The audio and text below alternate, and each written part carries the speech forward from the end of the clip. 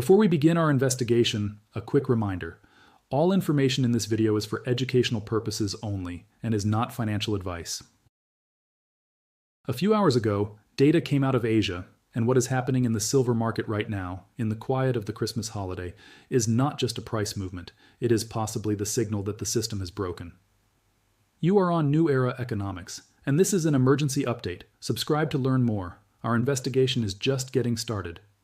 Right now, as I speak, on the Shanghai exchange where they trade real physical metal, the price of silver has reached the equivalent of $80.53. At the same time, the paper futures price in New York is frozen at $71.80. The gap between paper and reality is over $9 per ounce. For those unfamiliar with the markets, let me be clear, this situation should not exist. This gap, or spread, is called an arbitrage opportunity. In a normal world, any major bank would instantly buy up all the cheap silver in the West and ship it to the East to sell for a higher price, making billions on the difference. This process would very quickly equalize the prices around the world. But the prices are not equalizing. This gap has existed for several days and is only getting wider. And this can only mean one thing, and the thought sends a chill down my spine. The arbitrage is not working. The world's largest banks are staring at free money on the table, and they cannot pick it up. Why? Because to make that trade, they need real, physical metal that they can put on a plane and send to Shanghai. And the fact that they are not doing it screams to us that the metal simply isn't there to be had in the West. The vaults are empty, the supply chains are broken, the paper price in New York has become completely detached from physical reality. We are witnessing the great decoupling in real time. So, the arbitrage is dead. That means there is no physical silver in the West. But where did it go? To answer that question, my investigation led me away from financial reports and into technical specifications. And I discovered that the reason for the panic we're seeing in Shanghai is not speculation. It's not investors chasing profits. It is an industrial famine. It is the fear of the world's largest corporations that their assembly lines are about to grind to a halt. For years, analysts reassured us that technological progress would lead to a reduction in silver usage. They called it thrifting.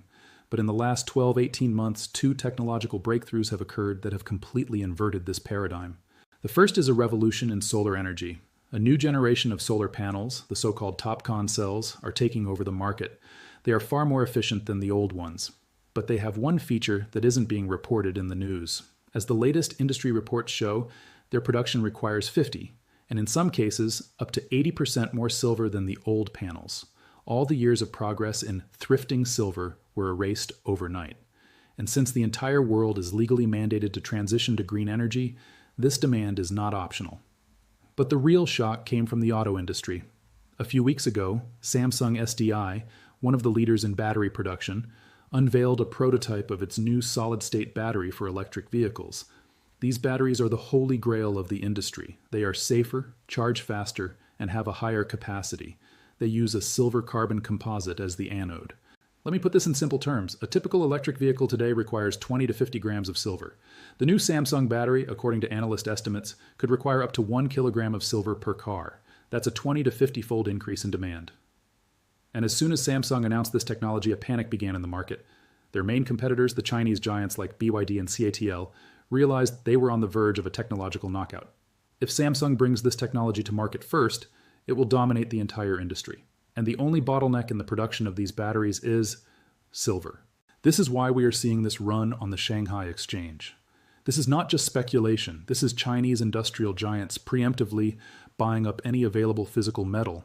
They are trying to build up stockpiles first to prevent Samsung from getting too far ahead, and second, to launch production of similar batteries themselves. They have understood something the West has not yet realized. Silver is no longer just a commodity. It has become a strategic asset in the technological race for the future of the auto and energy industries, and they are willing to pay any price to possess it. So we've established the cause of the panic, a technological race in the East. But what are its visible consequences here in the West? To find out, I turn to the one source that doesn't lie, the daily inventory reports from the COMEX exchange. And the numbers I saw there confirm that we are not just witnessing an outflow, we are witnessing a full-blown drain. Here's just one data point that made me interrupt my holiday. On the Friday right before Christmas, 1.4 million ounces of silver were withdrawn from the Asahi vault at the COMEX in a single day. This is not a paper transaction. This means real trucks pulled up to the vault and took away nearly 44 metric tons of metal. Where did it go? We can only guess, but the price gap between New York and Shanghai gives us a pretty strong hint. This single event is just a symptom of a much larger problem. When I analyzed the data over the last few months, I saw a clear trend. The registered silver category, that is, the metal available for immediate delivery against futures contracts, is rapidly approaching zero. This is the very lubricant of the entire system, and it is running out. And this brings us to the main paradox of the logistical gridlock I've uncovered. In a normal world, banks like JP Morgan or HSBC should be the heroes of this story. They see a clear arbitrage opportunity. Buy an ounce for $71 in New York and sell it for $80 in Shanghai. That's nearly 13% risk-free profit. In the world of finance, where they fight for basis points, this is a fortune. They should be flying entire planes stuffed with silver to China. But they're not doing it. Why? My investigation shows they are caught in a gridlock of their own making. They cannot execute the arbitrage for two reasons. First, they simply do not have the available physical metal in the required quantities. Yes, they may have billions of ounces of paper silver on their books, but when they go into the physical market to buy the actual bars to ship, they face the same problem as everyone else. It's not there. Second, even if they find smaller batches, the supply chain appears to be paralyzed. This is possibly because the major refiners, the ones who could melt down smaller bars into the large bars required by the Shanghai exchange, are booked out for 6 to 8 weeks fulfilling industrial orders. You can't just show up and order a few million ounces to be refined. This is the logistical gridlock. The banks see free money on the table. They desperately want to take it, but it appears they can't. And that is the most terrifying signal of all. It is proof that the paper market, where they are kings, has completely detached from the physical world, where they have become powerless. So, we have a historic price gap between the East and the West, and a paralyzed arbitrage system. All of this is happening during the most unique period of the trading year, the period between Christmas and New Year, which I call the Ghost Week. What is it? It's a time when most of the major traders, bankers, and fund managers are on vacation. The trading floors are nearly empty. Trading volumes are minimal. The market becomes very thin and illiquid. In normal years, this is just a week of calm. But under the current crisis conditions, as my investigation shows, this low liquidity transforms from a quiet sea into a perfect storm. Think about this. The markets today are run not by humans, but by algorithms. And these algorithms are programmed to do one thing: find inefficiencies and profit from them. When trading resumes in New York, the first thing these algorithms will see is the giant, juicy $9 arbitrage gap between Shanghai and New York. Their programming is simple.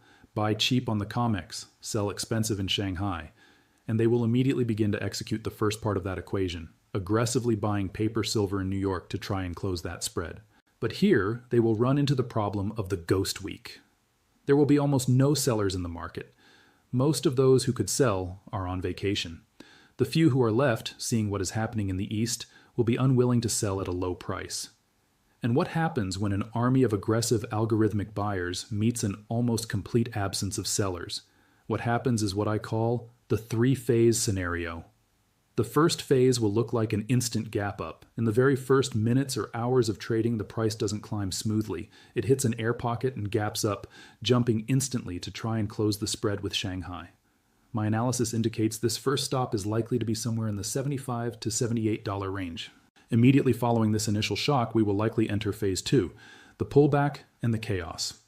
Short-term traders will begin to take profits en masse, causing a sharp pullback in the price, perhaps to the $72 to $74 level.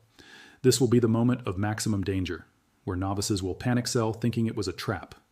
And then, after the market consolidates on this new higher plateau, the third and most powerful phase will begin, the squeeze and the realization. The large players who were short and got trapped by the initial gap up will realize the price is not coming back down and will be forced to panic buy their short positions. It is at this moment that the market will realize the ultimate truth. There is not enough physical metal for everyone, and the price could make a run for the next major psychological level, $100. This price gap is not a predictor of a future event. It is the event itself. This is the end of an entire era. An era when the price of silver was determined in the paper markets of the West. The fact that the price in Shanghai is already higher and the arbitrage is broken means the irreversible shift has already happened. The center of price discovery is moving to the East, to the physical market right before our eyes. And at that point, $80 is no longer a shocking high, a ceiling. It is becoming the new floor, the new reference point for a market that has finally begun to reflect the reality of a physical deficit, not paper illusions. We are witnessing not just a breakout, but a fundamental change in the rules of the game. So, we're on the doorstep of the Ghost Week, which could prove to be one of the most volatile in silver's history. Knowing the likely scenario, the main question is how to act. My goal in this investigation is not to give you financial advice. My goal is to share with you the strategic principles based on market psychology that will help you maintain clarity of mind. In the coming days and weeks, you will see numbers that seem unreal. $80, $90, perhaps more. Your brain, conditioned by decades of suppression, will scream at you that this is a bubble and you must sell immediately. Do not give in to that first instinct. Ask yourself, what has changed? Has the dollar become stronger? No, it continues to be debased. Has industrial demand for silver vanished? No, it is only growing. Has the physical deficit evaporated? No, it has become even more acute. The price is not changing because silver has become overvalued. With conviction, the price is changing because the mechanism that artificially suppressed it has broken. Do not sell reality in exchange for fear. Stop measuring the value of your silver in dollars. That's like measuring a room with a melting ruler. The dollar is a depreciating asset. The true measure of value is what you can exchange your silver for. Your primary guide during this period is the gold to silver ratio. As we've uncovered, the historical norm is around 15 to 1. Today, it is 70 to 1. As long as this ratio has not approached its historical values, silver remains extremely undervalued relative to gold. Your goal is not to catch the peak in dollar terms, but to wait for the moment when you can profitably swap your fast silver for stable gold. Unobtainium is a term from science fiction used to describe an impossibly rare and valuable material. In a moment of true crisis, silver could become just such an unobtainable asset. A moment may come when the buy button at the dealers simply disappears. What does this mean for you? If you have spare cash that you are planning to invest, now is perhaps not the time to try and catch the bottom. In an environment where the price could gap up $10 overnight, trying to save $1 could result in you being left out of the market entirely. In a deficit, the primary risk is not the price falling, but the inability to acquire the asset at any price. Remember, in this new era, the rules of the game are changing. $80 is not the ceiling. It is most likely the new floor upon which a market that finally reflects silver's true value as the irreplaceable strategic metal of the 21st century will be built. You are on New Era Economics. Subscribe. We will be tracking these events in real time. Thank you for watching, and I'll see you in the next video.